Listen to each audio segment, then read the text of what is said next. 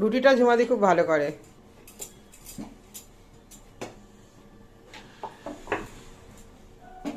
আজ সকালে কি করছো ব্রেকফাস্টে বলো?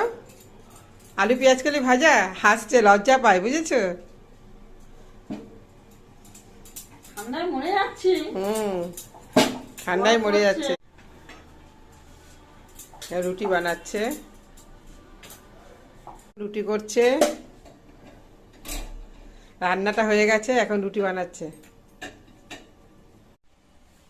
মিনি, এই মিনি, আরেকটা মিনি, এই আরেকটা মিনি খেলা করছে।